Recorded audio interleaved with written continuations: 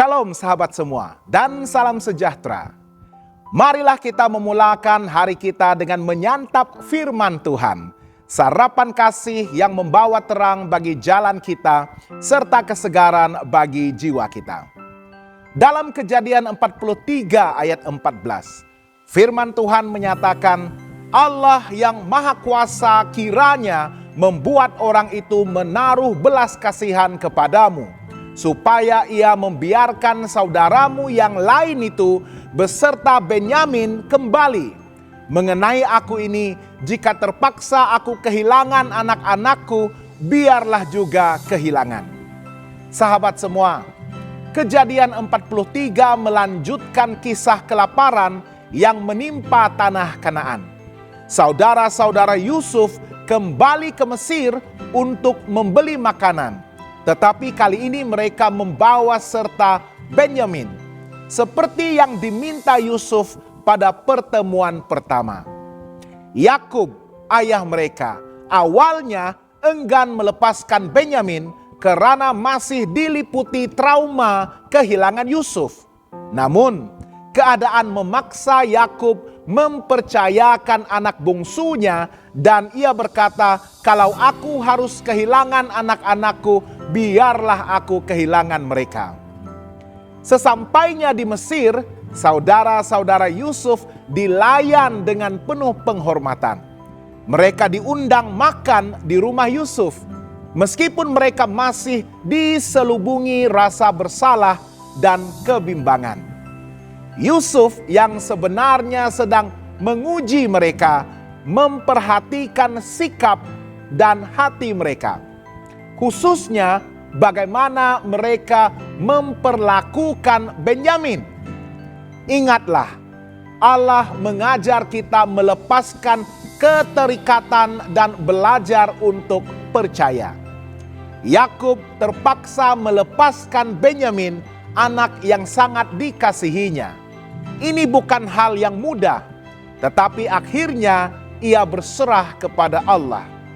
Dalam hidup kita, ada kalanya Tuhan meminta kita menyerahkan apa yang paling kita sayangi atau merasa tidak sanggup dilepaskan. Namun, ketika kita belajar mempercayai Tuhan sepenuhnya, kita menemukan bahwa Dia setia memelihara. Ketahuilah, penyesalan membawa kepada perubahan nyata. Saudara-saudara Yusuf yang dulu tega menjualnya, kini menunjukkan sikap yang berbeza. Mereka melindungi Benyamin, bahkan bersedia memikul risiko demi adiknya. Ini tanda bahwa penyesalan mereka benar-benar menghasilkan pertobatan dan perubahan. Begitu juga dengan kita. Pertobatan sejati selalu ditunjukkan dengan perubahan sikap dan tindakan, bukan hanya dengan kata-kata. Perubahan nyata inilah yang menjadi bukti bahwa hati telah disentuh oleh Allah.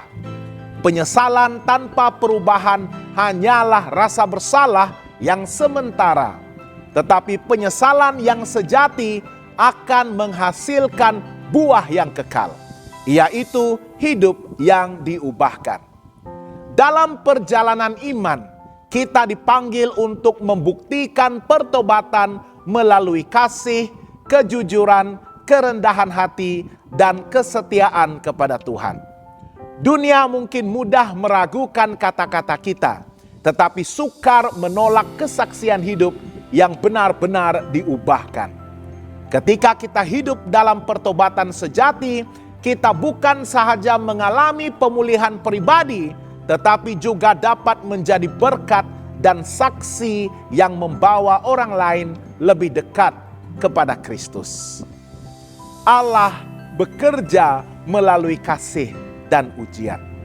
Yusuf menguji saudara-saudaranya bukan untuk menghancurkan mereka, melainkan untuk menyingkapkan hati mereka dan mempersiapkan rekonsiliasi.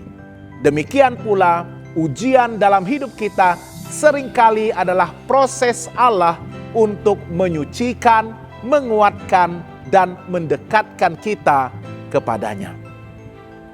Ujian bukan tanda Allah meninggalkan kita, tetapi tanda Dia sedang membentuk kita. Lebih daripada itu, ujian yang datang seringkali membuka mata kita untuk melihat betapa besar kasih dan kesetiaan Allah. Tanpa ujian, mungkin kita akan tetap merasa selesa, bergantung kepada kekuatan sendiri atau terikat pada masa lalu. Tetapi melalui ujian, Tuhan mengajar kita untuk lebih bergantung kepadanya, belajar rendah hati dan menghargai anugerah yang kita terima setiap hari. Sama seperti saudara-saudara Yusuf yang akhirnya dipersiapkan untuk berdamai dan dipulihkan. Demikian juga kita.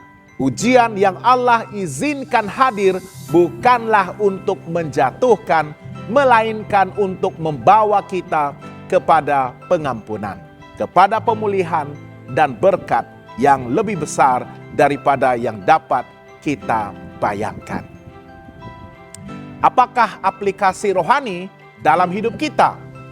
Belajarlah mempercayai Allah dalam hal-hal yang sukar dilepaskan.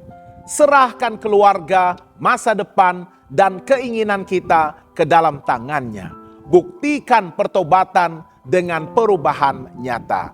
Tunjukkan melalui sikap baru yang penuh kasih, kejujuran, dan tanggung jawab.